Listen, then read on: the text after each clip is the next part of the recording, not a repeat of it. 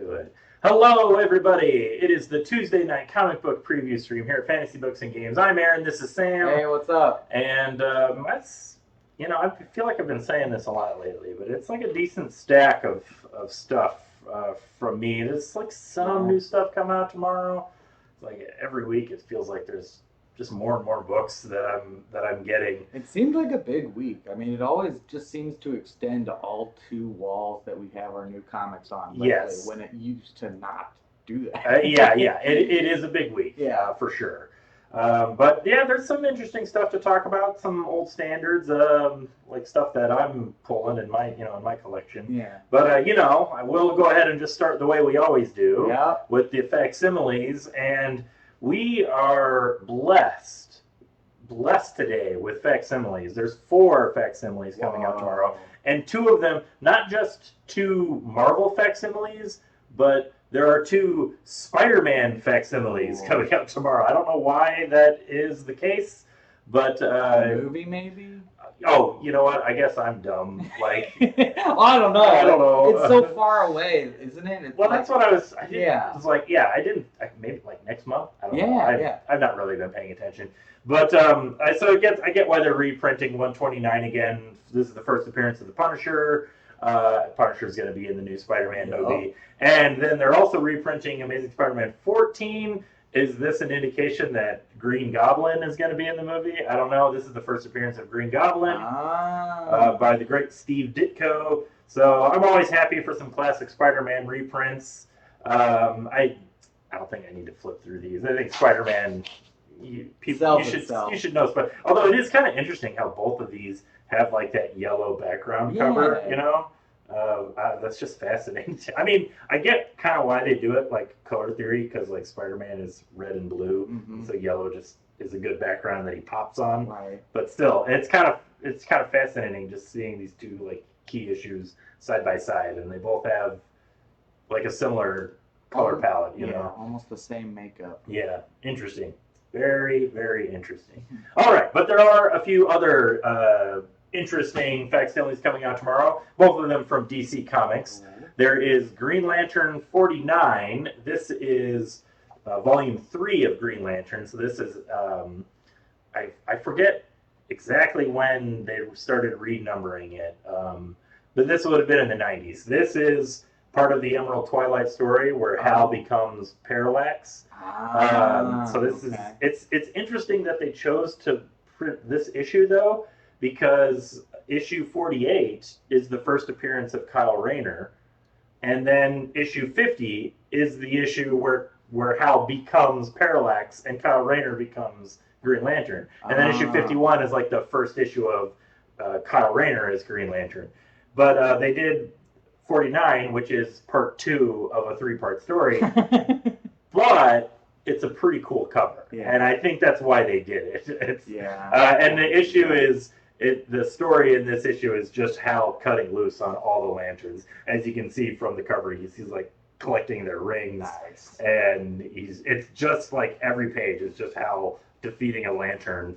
It's really classic extreme 90s action. But yeah, so that's kind of neat. I think I've talked before, I've never been the world's biggest Green Lantern. You've mentioned that, yeah. But I now have come into possession a huge Green Lantern collection, so I've been slowly reading some here and there, and it's kind of neat. So I haven't gotten to any of the 90s stuff yet, though, so someday perhaps I will. But another facsimile coming out tomorrow. This is another interesting one. This is Batman number 156. This is a classic Silver Age Batman, as you can tell from the cover. Now, you might be wondering why this one is reprinted. Well, first of all, it's a classic cover. Right. It really brings you in. There's this implication that this is the issue where Robin dies. Right. It is not, spoiler alert. And other than being a classic issue of Batman, I was like, well, it's a good cover. I don't know specifically why they're reprinting it. And then, because I've never read this issue before, I opened it up to the first page, the first story, because it's a Batman story. There's 2 parts. And look at this character, the Secret of Ant-Man. Oh. So last week we had the Batman issue with Thor in it, Yeah. and this week is Batman with Ant-Man. I mean, I didn't even know that DC did an Ant-Man character. No. I'm going to assume this was a one-off. Yeah. So I mean, like, what's next? What's next week? Batman and Black Widow. Black Widow, yeah, that one. That's a believable one. Yeah. Like, I could say Spider-Man is a joke, but it's like, Yeah. Spider-Man's too big, or like Hulk, like DC Hulk. No, Black Widow though. I totally Black believe Widow that. or Hawkeye. Hawkeye, yeah. I bet he's an archer too. Yeah, exactly. Even though they already have Mm-hmm. Green Arrow, Right. Sure, why not have a Hawkeye? But yeah, so this is it's a fun story about it's a Robin story, not a Batman story, but it's about Robin fighting Ant-Man. He's a criminal, Okay. I guess, But yeah, it's neat. Classic Silver Age Batman. I've not read a ton of Silver Age Batman, but every time I do read one, I really enjoy it because I've come to really appreciate Silver Age DC. Nice. Because it's just bonkers. Like there's one of the other story in here is it one of those ones where they go into space? Yeah, and they Nice. like classic space Batman, and they're fighting these goofy looking aliens. Like, this is not what the average person thinks of when they think of Batman. No. Or aliens. Or aliens, right? But this is the kind of thing where I talked about a few years ago. DC put out that Batman Off-World series written by Jason Aaron. I really liked that because that was the perfect merger of this type of like silly Batman in space with the gritty, realistic Batman, and it made it a really good comic. Nice. But anyway, yeah. So 4 solid classic Marvel DC facsimiles coming out tomorrow. But there's also some new stuff. Mm-hmm. It's like I have to show off every time there's a new issue of Jeff the Land Shark. I know everybody loves Jeff. Yeah. This is not a one-shot. This is a new 5-issue series. Good. Okay. And this is it's called Superstar, and yeah, it's it's more Jeff. I do appreciate that it's Mojo, and like Mojo's trying to create the like teams for Jeff. And so you get a lot of cute art of other characters like Jeffified, in some way. I have a soft spot for Mojo. He's such a stupid character, but Mojo created the X-Babies. Yeah. Which, back in its day, it was making fun of the exact type of thing that Jeff is, which is like super extra cute, cynically made just to be popular and cash in. It was kind of making fun of at the time Muppet Babies were really popular, and so they're like, why not X Babies? And and again, Mojo he's a cynical TV producer, supervillain, so. Yeah, but anyway, I love so Mojo stories just generally. They're great. Yeah, he's a good villain. He's a great villain. Yeah. But you know what? Marvel, as if Jeff Cutesy Shark wasn't enough, Marvel has introduced another cutesy character. I mean, he's already appeared in Amazing Spider-Man, but now he gets his own one shot. It's Symbi, and they're clearly this is like a play on the Jeff. It's Jeff. It's Symbi, and I don't really have anything to say about this character. Have you been reading Spider-Man? I have. So, okay, you know who Symbi is? I know who Symbi is. All right, give us a rundown. Who is Symbi? There really isn't that much to him. He's just a little dude who happens to be like a Venom symbiote, and he is good at chess. That's like all I can remember. So this one shot does, I think it reprints his first appearance in Amazing Spider-Man. Okay. So it does kind of like give you the original appearance to catch you up on why it's not just like a one-off joke character. This is a character that's appearing in regular continuity. I guess just like Jeff did, But yeah, I have not been reading Spider-Man, so I couldn't tell you anything about it. But yeah, this is very much in the vein of Jeff, except Symbi is more of like a not evil, but like a precocious prankster. Like he's like the uncontrollable problem child, whereas Jeff is just like a little rascal, right? But he's like more of a lovable rascal. He's a lovable rascal who just don't know no better. Symbi's a little more devious. Yeah. So anyway, there's that for all you you cute animal cartoon character lovers. You get Jeff and Cindy. Yeah, it's can't get enough. All right. Let's see. I got a couple of new things. What's something that you got over there? I read. Let's see. I didn't get a chance to read everything from my stack, but I did read Dispatch. Oh, good. I didn't get a chance to read this. It's from Ignition Press by Moore and Geet. Yeah, written by B. Clay Moore and Daniel Geet or Get. Sorry, Dan. Don't know how your name is pronounced. So yeah, give us a pitch. What's this? So it's about a guy who essentially works for Amazon. They call it Nile in the comic. He starts his day by choking out a dog that's about to attack him, and then he goes to like a veteran support group and talks about how like if the owners weren't there, he would have choked out and killed the dog because that's what he's trained to do. He's kind of a hard ass. And now he's working at Amazon. And of course, where he's delivering packages, the whole building gets held up at gunpoint, and he's in there. You know, he like breaks out of the elevator when they cut the power. He kills one of the gunmen. So it's like a whole Die Hard thing. It's very much a Die Hard. I think we've been making a lot of comparisons between contemporary comics and John Wick. Yes. I've never actually seen any of the John Wick movies, but I've gotten enough from just osmosis to know that this is like one of those comics. That's crazy that you've never seen. I know. I've seen parts. I've seen the part where he like staples his gut together. I don't even remember that one. Oh, that was wild.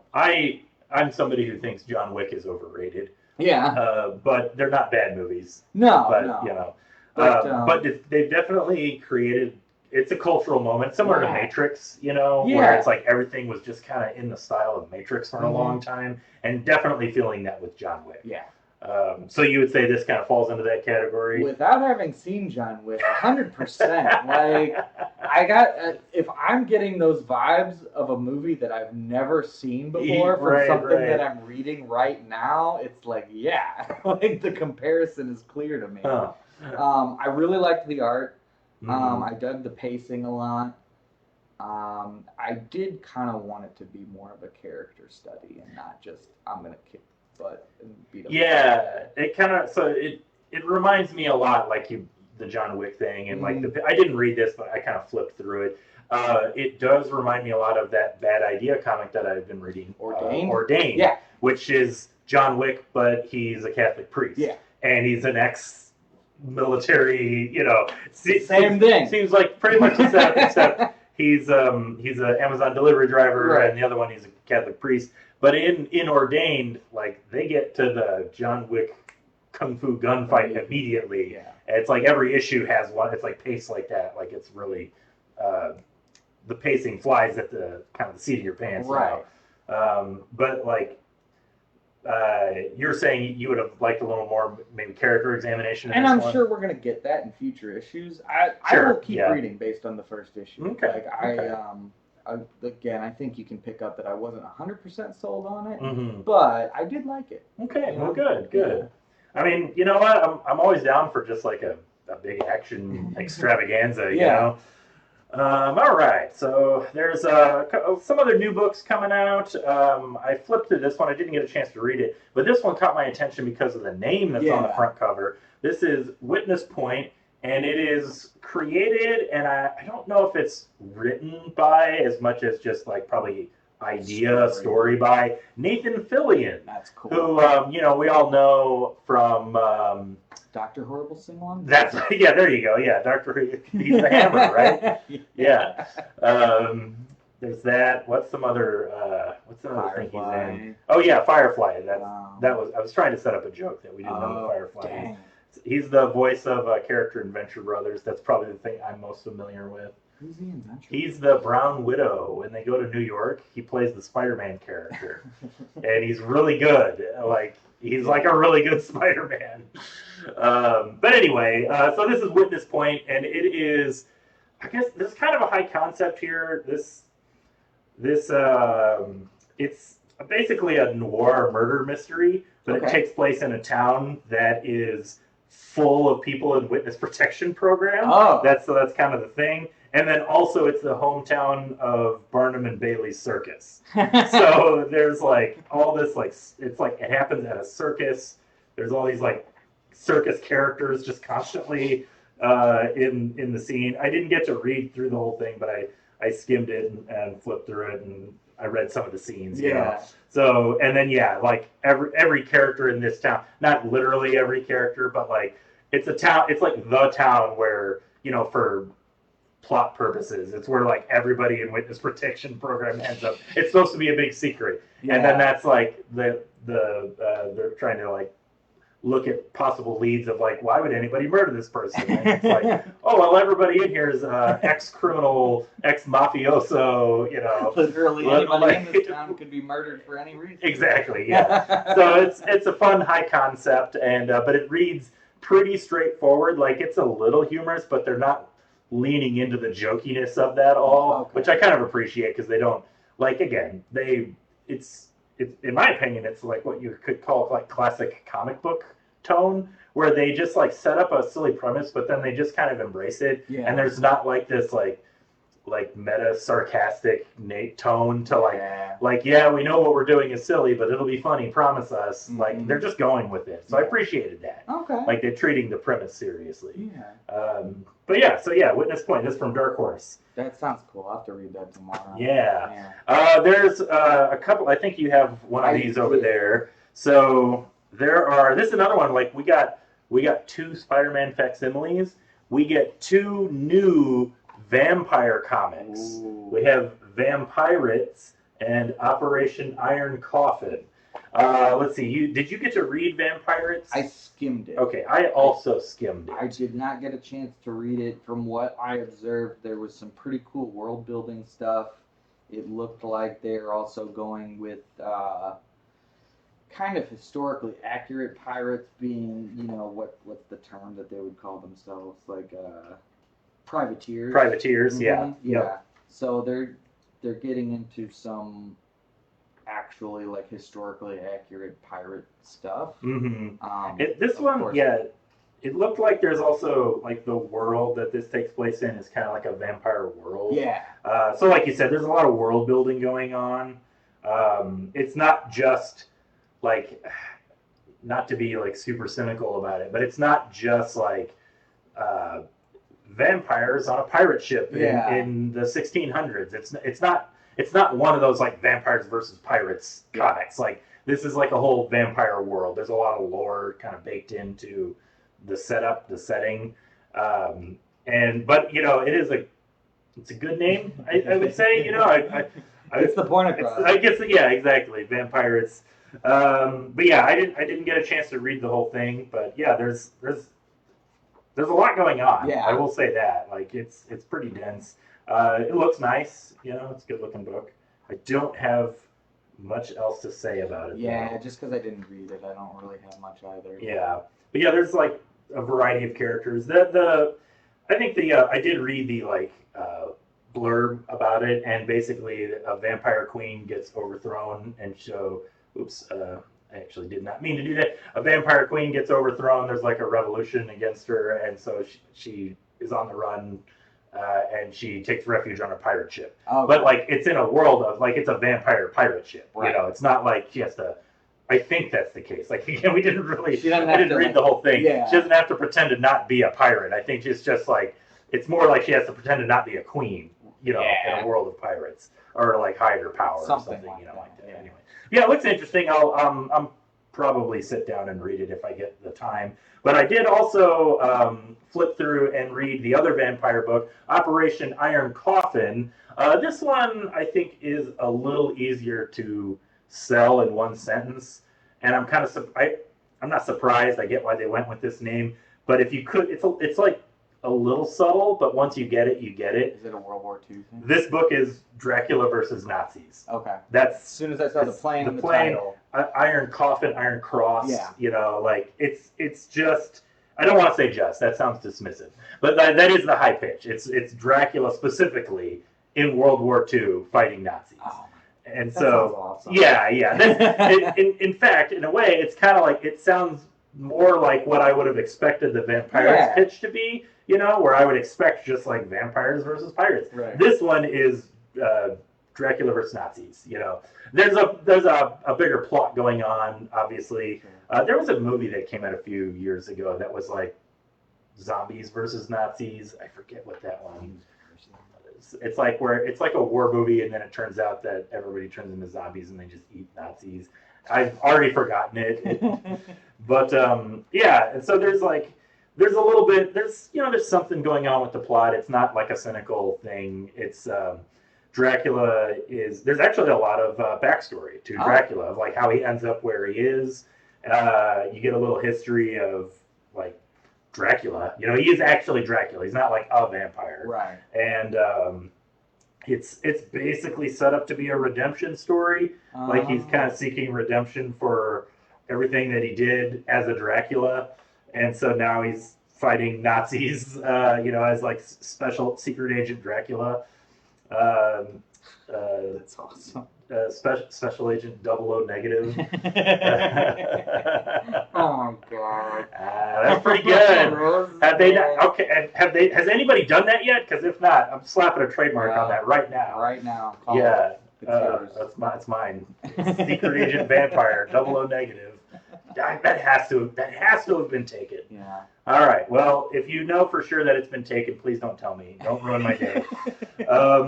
But that's. I mean, it's like I said. There's a whole history here. It's pretty gruesome. I don't want to flip any further. There's some they kind of lean more into the horror nature. It's like a horror action comic, right. Whereas this one is more like it's not. Doesn't feel as much like an action genre as much as like I guess this is a thing. It feels more like a vampire genre. Yeah. Like people that like the game Vampire the Masquerade, but specifically you like reading lore about Vampire the Masquerade, you probably will enjoy Vampirates. This one is more like B-movie action fun, but like really well done. Yeah. Written by Kenny Porter, art by Tyrell Cannon. I like the look of this one more. I think it's just more stylized. It's a cool looking Dracula. The pages just seem a little more fuller and which it's just awkward. It's unfortunate that two vampire comics come out in the same week, so you can't help but compare them. Yeah. I should say this is written by Fred Van Lente, who is a writer that I like, and art by I'm not familiar with the artist, but it's Luca Pizzari. So if you like vampires though. I mean, man, you are... Oh. Yeah, exactly. It is a good Wednesday for you. All righty. Let's see. There's another new book here I got I want to briefly mention. This is a Bad Idea one-shot. Even though it says issue 1, it is a one-shot. This is Dingoliath, which it took me a second to really get the name. Yeah. This is written and drawn by... Or no, I guess I take that back. It is... I thought it was... So is it a... Dingo? It's there you go, right. First page. It's basically a radioactive monster dingo and his best friend guy.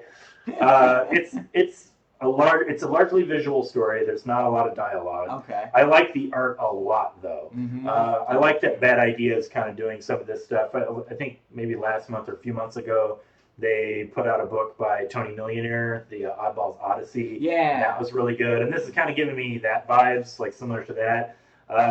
Again, I don't want to like flip too much into it, but it's kind of like Dingoliath is like, it's like a Dingo Godzilla, basically, kind of thing. Like it's a giant monster dingo. But it's really good. I've been enjoying Bad Idea and stuff they've been doing. Me too. This is cool. Speaking of Bad Idea, we got another Hank Howard Pizza Detective.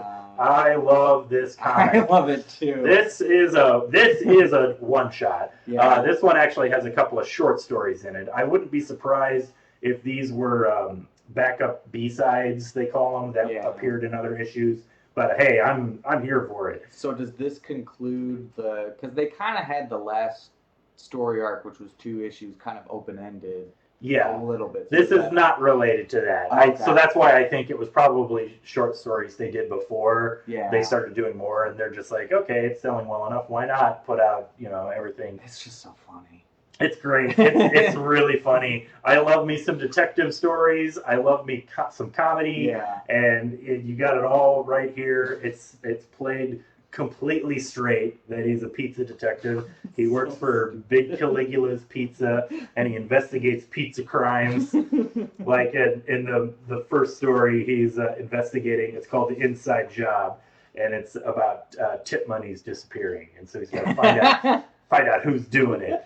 And it's so good. I can't recommend it enough. Really, like I really like this comic. I love it too. Yeah, just great.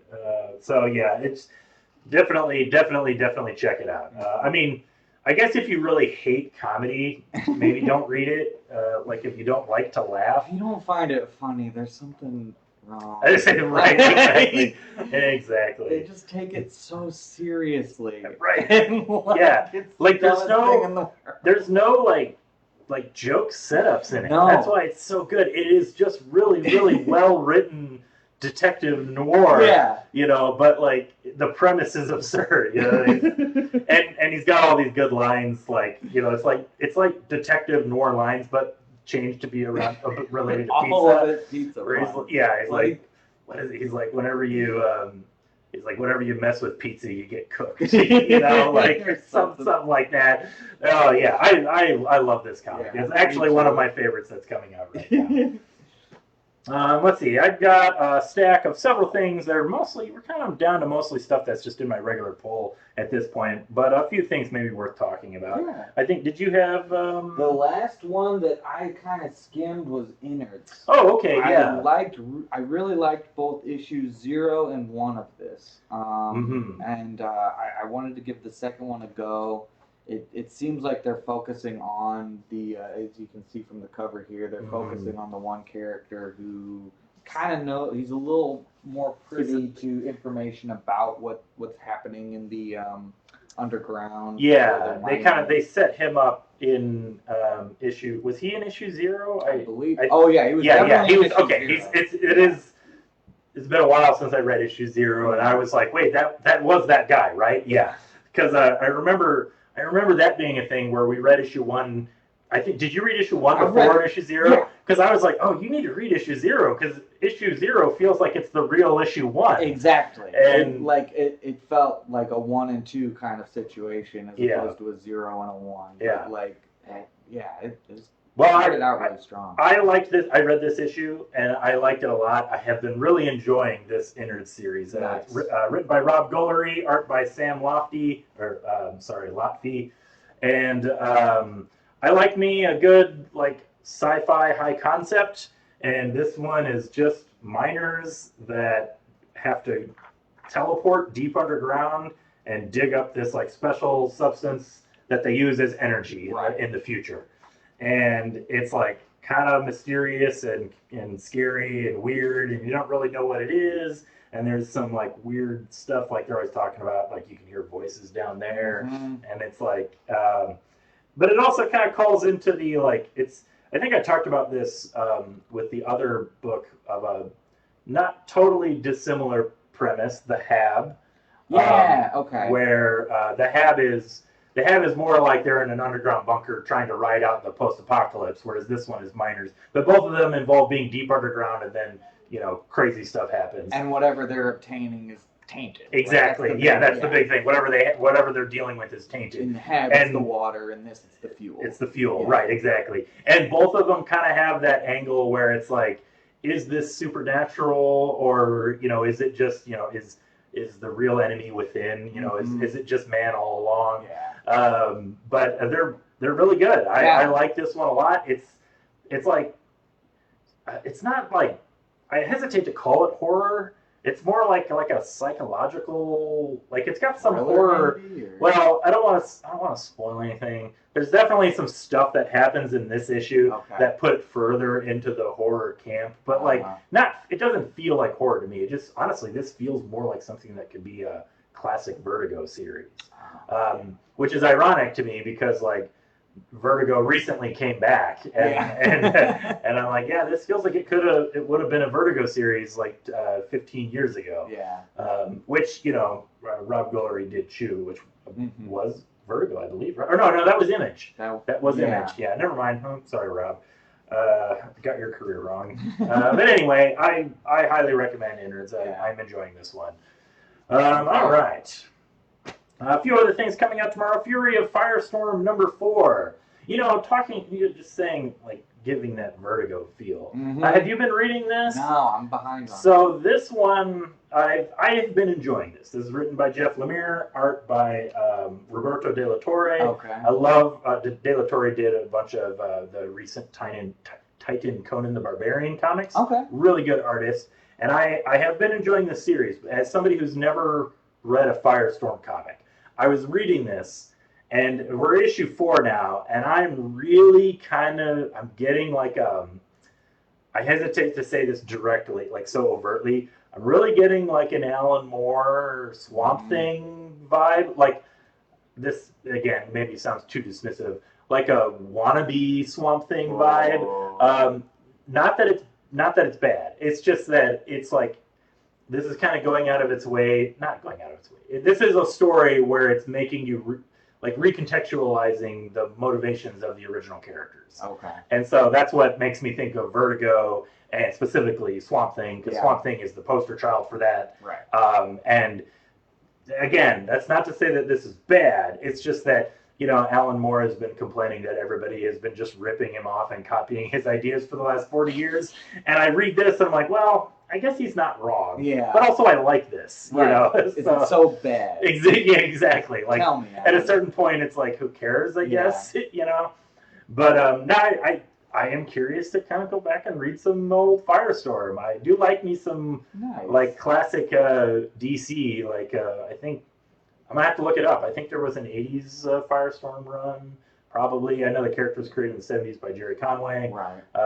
But, yeah, but I have been enjoying this. But I don't even want to flip through it too much because I feel like it's a lot of talking heads. Okay. And it's good. It's well written, and the art is great. Like I am going to flip through it. Like I really like the art. Other issues have had more of the. They've done a good job of flipping back between the modern art style and the more vintage art style. This issue is kind of the first one where they don't really have that, but it's still really good. But like I said, it does. I do like this setup where. In the DC universe, I'm going to assume that if you read the recent New History of the DC Universe by Mark Waid, this is all the kind of stuff that's in there. But basically, he's just explaining how a lot of these DC characters were all set up in response to Superman appearing. Right. And everybody's like, well, we need to make our own heroes. And that's how you get Firestorm and the Doom Patrol and Metamorpho and Metal Men. And I kind of like that because there's a little bit of a meta messaging there of like, Superman was the first, and then after that, the gloves were off. And so it's nice that that's kind of cemented in DC lore, It's kind of cool, too, to, not reinvent, but they're recontextualizing, like you said, those characters to fit the world better and to fit as a response to Superman. Exactly. Just existed. As opposed to just being copies of Superman, which is what they were in their original versions, So, yeah, but it's good. It's been really good.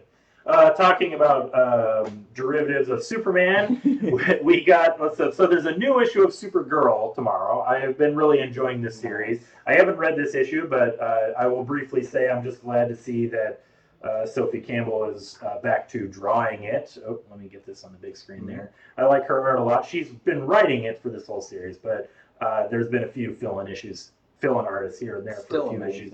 Still, it's been a really good series. But also, last week, the Summer of Supergirl special came out, and we were shorted our copies of these, so we didn't have a whole lot. So we got our correct amount of copies. So if you missed it last week, we have them now. Cool. And so I didn't get to read it last week, but I read it this week because this is the issue that has. It's not really a continuation. It's more like a follow-up to the previous issue of Supergirl with Lobo. So the previous issue of Supergirl. I'm sorry, not Super.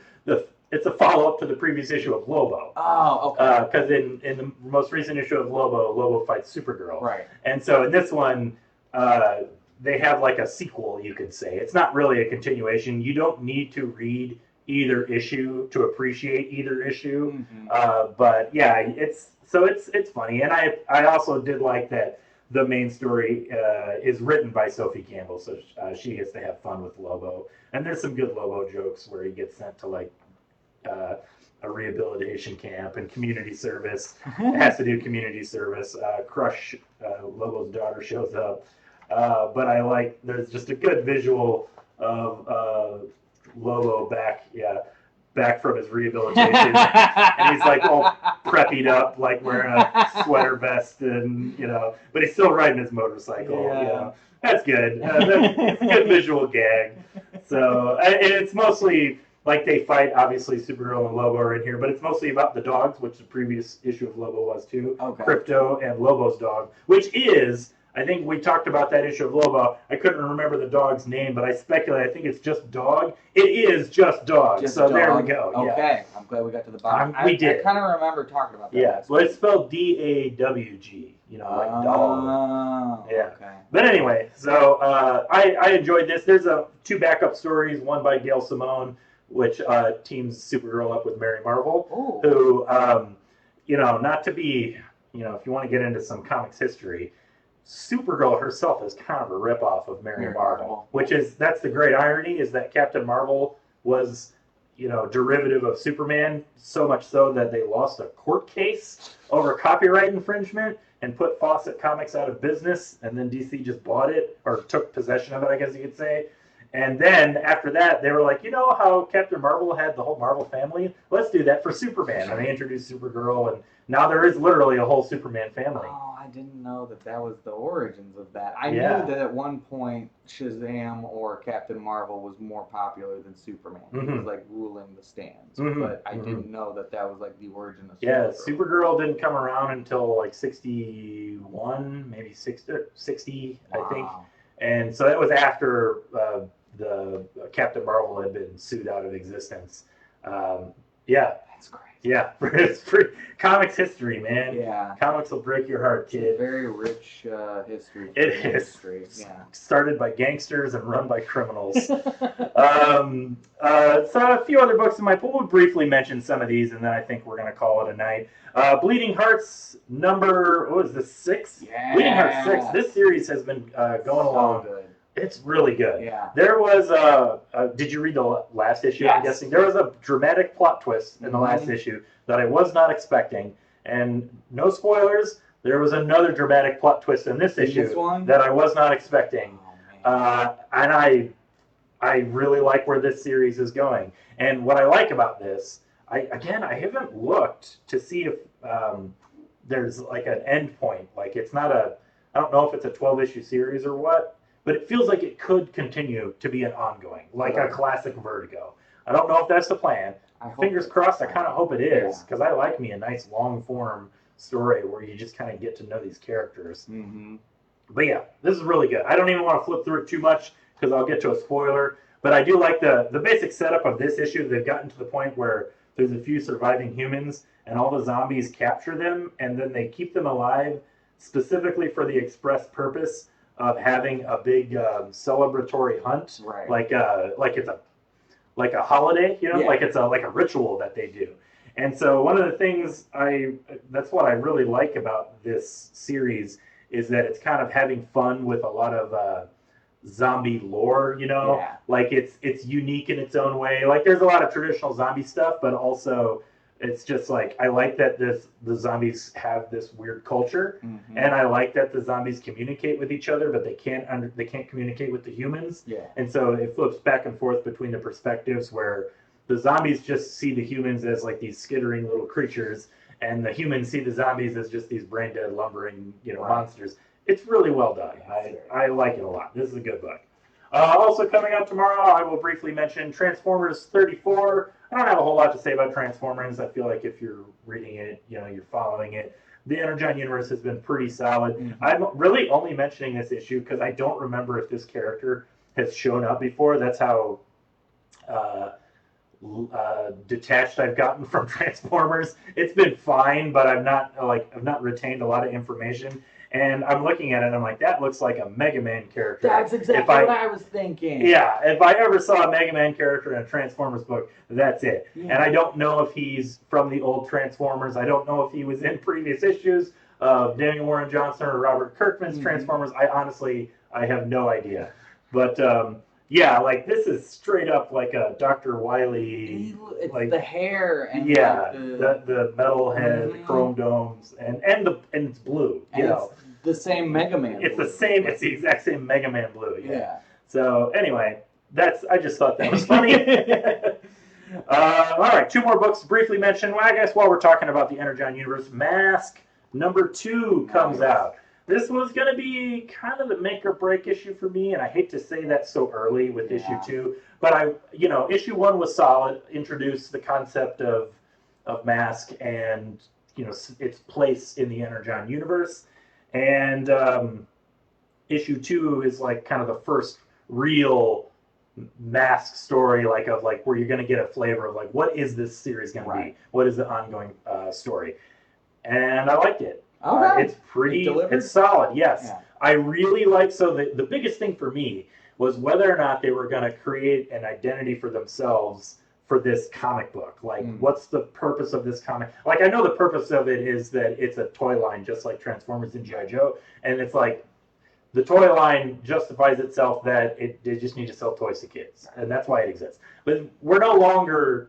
making these just to sell toys to kids. We're making these to sell comics to people that are interested in stories about these cool designs and stuff. Yeah. And so how does the Mask series differentiate itself from G.I. Joe and Transformers and Void Rivals? And I'm happy to say I really like that they set up this idea that the main character is Matt Tracker, and they set up this idea that there's this Mask network where he just tracks down people that he feels will be, has the abilities and like the capabilities to help on like missions. And so he's got all these people in the network. So whenever a specific thing pops up, he goes to whichever characters have a specialty for whatever they need. Okay. So like in this issue, there's like a piece of Transformers tech underwater off the coast of whatever. So he gets people that are kind of like useful in that situation. And this, it has a transforming car, of course. And so obviously he gets the person with the car that can transform into a submarine, And I appreciate that because it allows you to just constantly tell new stories with new characters. And also, like, it can go in any direction. Yeah. Like, the Energon universe has done a good job of, like, subverting expectations, you could say. Snake Eyes has not shown up in G.I. Joe yet. Like, the single most popular G.I. Joe, except for maybe Cobra Commander, like Snake Eyes is just not in it. And in Transformers, like, a lot of characters died. Although I will say, recently, a lot of those characters have come back. I get it, like, they're Transformers, they're robots, you just rebuild them. Yeah. But, like, there's, like, a whole setup of, like, their spark, and they need Energon, and if the spark goes out, they're just dead. And then they're just like, they brought them back. But, that's neither here nor there. But, like, in G.I. Joe, like, I'm pretty confident Duke's not going to die. You know what I mean? He's, like, the main character. And, I just know there's so many things they're going to do with it. So I really like that, like, in this, you just have every issue is, like, different characters. So it can go in any direction. Like, it really does kind of feel like the gloves are off, Yeah. So, and it also keeps it fresh. Wow.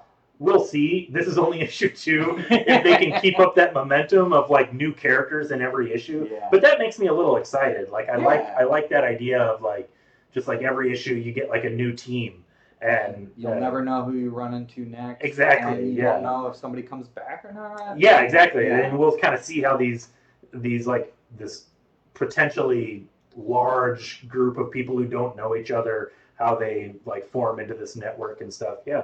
I'm enjoying it. It's solid.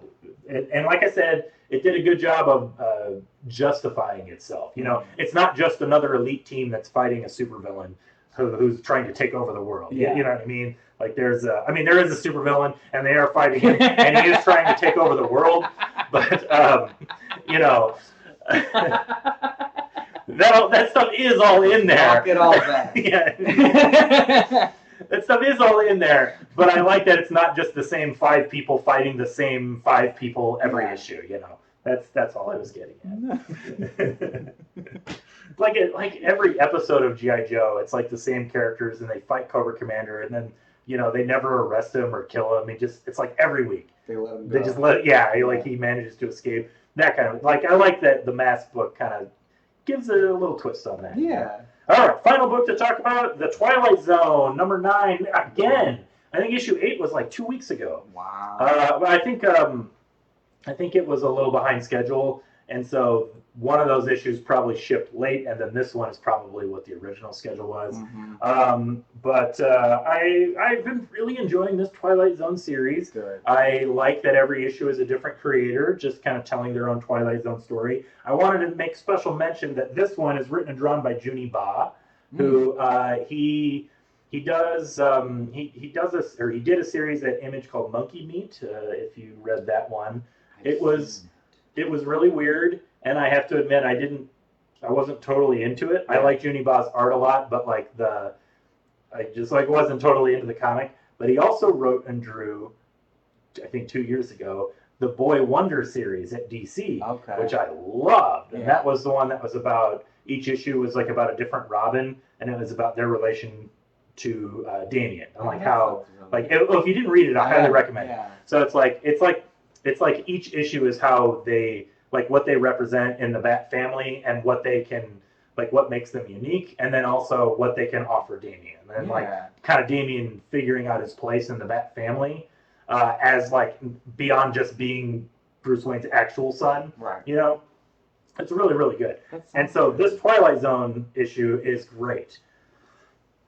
Excuse me. Oh my goodness. So it's really good. It's set up like classic Twilight Zone, and the basic premise is it starts focused on this guy who's like a small fishing village, and every day he just goes out off of the beach into the water, and he dives, and he just keeps bringing up buckets of sand and puts them in the boat and takes them back to the village.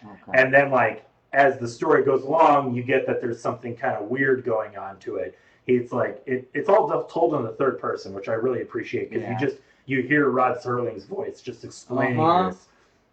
And it's he's compelled to do it. He doesn't really know why he's doing it. And then as it goes along, there's kind of this supernatural angle where he doesn't recognize any of the people in the village. They're just these weird, he recognizes them, but he doesn't, they're not, it's depicted nicely in the art where it's he knows that they're people, but their faces are weird, Right. And there's also, I really love this theme, the storytelling theme of constantly going down and up. And so a lot of these pages are told, you start at the top and you read down, and then you read up.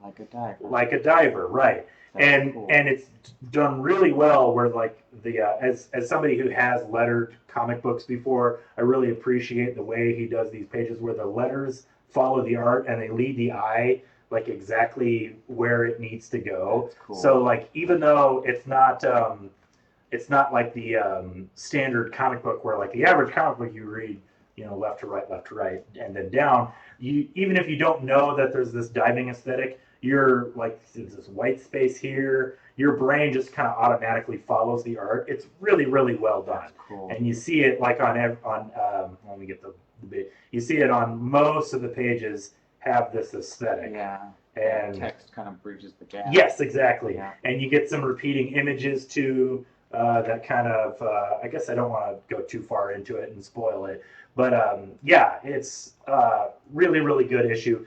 I hesitate to say one of my favorites so far. Oh, damn. There have been a lot of good ones. Yeah. But I really appreciate the little artistic flair of the theme, of the visual storytelling following this diver. Mm-hmm. It's just a perfect merging of art and storytelling and style, and really good. Really, really good. This is a good issue. Nice. I highly, highly recommend it.